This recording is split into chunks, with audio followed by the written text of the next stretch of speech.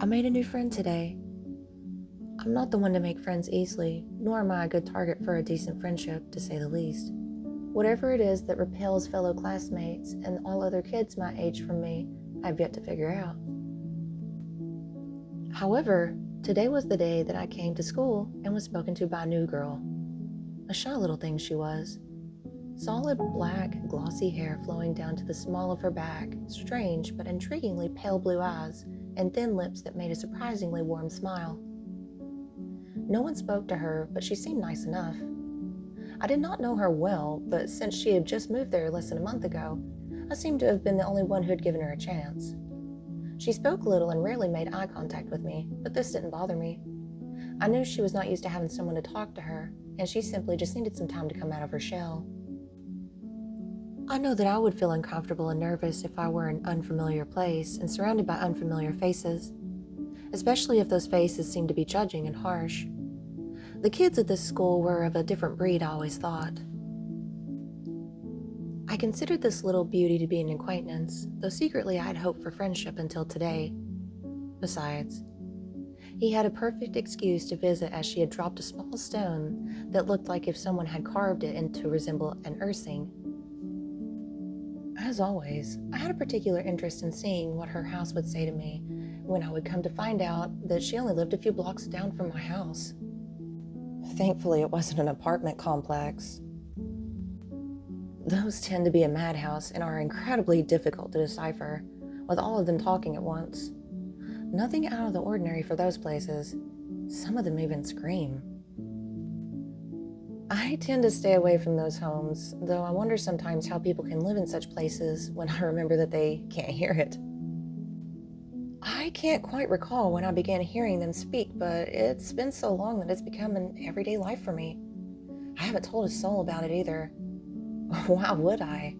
They would put me in the loony bin or try to shove some pills down my throat, tell me that those things would make the voices go away. It didn't bother me. It used to, but not anymore. After school, I couldn't wait to stroll past her house and see what hers said to me. As I came up to the corner lot house, I stopped in my tracks when I felt a strange sensation wash over me when I stepped on the lawn. The crickets weren't chirping, and neither were the birds. Speaking of, I didn't see a single bird in sight. Odd.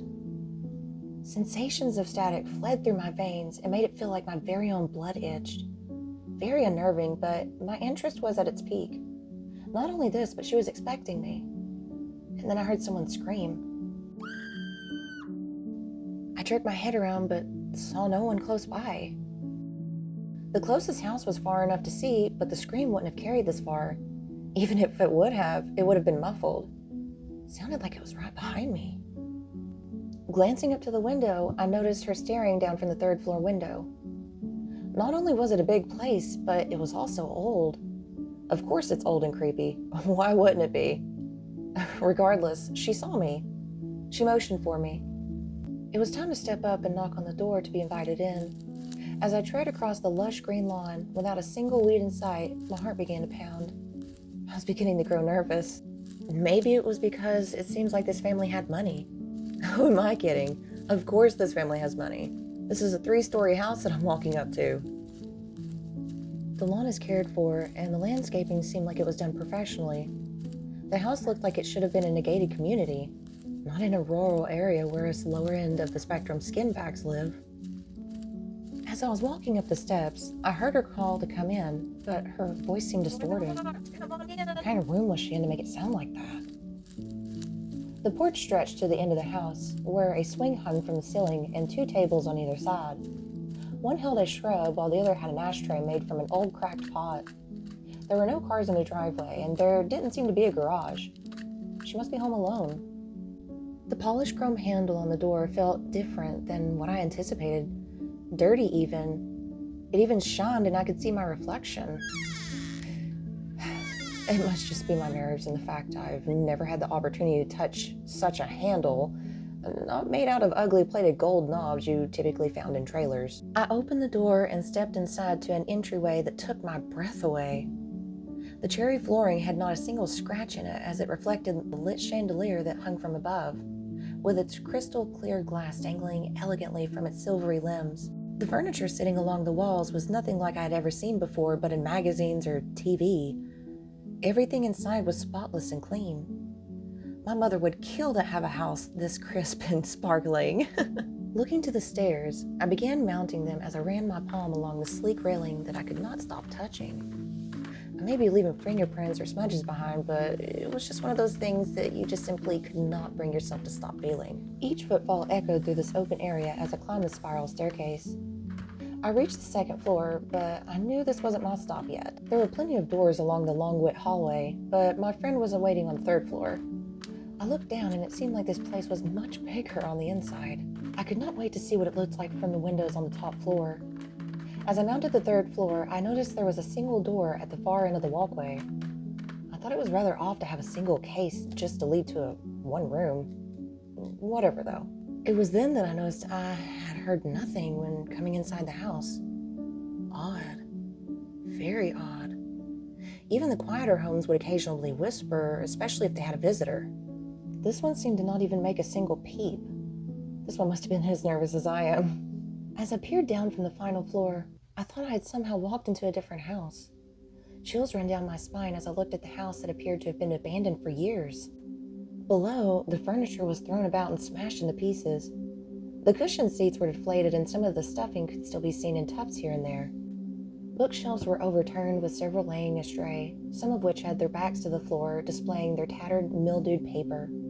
Glass and debris littered the main floor, while the chandelier had crashed down and busted most of its crystals, while the chain lay limply around its corpse. The lawn could be seen from the door that hung wide open and hung on a single hinge, though I could have swore that I had closed it on my way in. The lush-kept grass was replaced with tall and dry hay-like bodies, with their feathery bushels of seeds that hung on their tired necks swaying in the breeze. The boards on the porch were dull and broken, while most of the railing that could be seen was all busted up. Then the house seemed to grow quieter, and I could hear the sound of my own heart beating, pounding rapidly in my ears. Cold breath hit the nape of my neck as a whisper reached my ear. Run. I jumped to turn and found my friend standing behind me with a dead look in her eye. Her wide, glassy eyes stared at me as if she were looking but seeing nothing. Her skin had grown pale. The blue veins snaking just beneath her skin shone through her paper-like skin. What's wrong? Her mouth opened wide as she let out an ear-piercing scream like nothing I had ever heard, reverberating violently off the walls of the empty home. The pale blue of her eyes fogged over as her eyes seemed to sink into her skull and darken the flesh around them. And then I heard what she finally was screaming. Run! Pressure hit me like someone had swung a sledgehammer directly into my chest. The wind escaped me instantly as I crashed through the railing of the third floor and watched the ceiling falling away from me. And yet I had no air to scream. Then I awoke to the overpowering smell of dirt. I began coughing when something bitter and dry was dislodged from my throat as I spit it out. Something was holding me down. I can't get up. I can't see. I can't open my eyes. I'm afraid. I began kicking and thrashing until I was finally freed. Before I had the chance to remove what was holding my eyes shut, I ran as fast as I could when I heard something. No, someone. My arms were terribly weak, but did not want to rise and bend to my will. I had struggled greatly to get to my feet to run, but my adrenaline must have pushed on me. Forcing my hands to my face, I scrubbed them over my eyes to remove whatever was restricting my eyes to open. Something cold and slimy covered my fingers and palms while my hands felt rough and scaly as I scratched around my eyes. I tumbled and fell into the ground when I finally felt something tear loose and I was finally able to see again. Glancing around, my heart sank. I'm still at her house. The house was the only thing in sight, while the rest seemed to be shrouded in fog so dense that nothing could be seen. The mailbox at the end of the walkway wasn't even visible, though I knew it was only a few paces away. I heard screaming, but I could not find where it was coming from. It was different. The scream did not belong to my friend. It sounded far away. I got myself to my feet with much difficulty and could feel my weak legs wobbling beneath me. More screams could be heard, but they were growing distant. I searched around, but I could not find a single soul nearby. Stepping quietly through the tall grass, I came across a large shard of glass that was jutting from the ground. When I peered down, I saw my own rotting flesh staring back at me. My face was sunken in greatly, as were my fogged-over eyes that were absent of their lids. Blue and purple skin was wrapped tightly around my skull, reaching down to the collar of my tattered shirt. Just beneath was a long silvery arm of the chandelier torn through the center of my chest, encircled by a large, dark red stain on the fabric of my shirt. Grasping behind me, I could feel the jagged edges of the limb where it had been torn from its owner that had once hung bright and brilliant and dignified. As though to mock me in my own existence, the voice whispered its single word again as I let out a cry.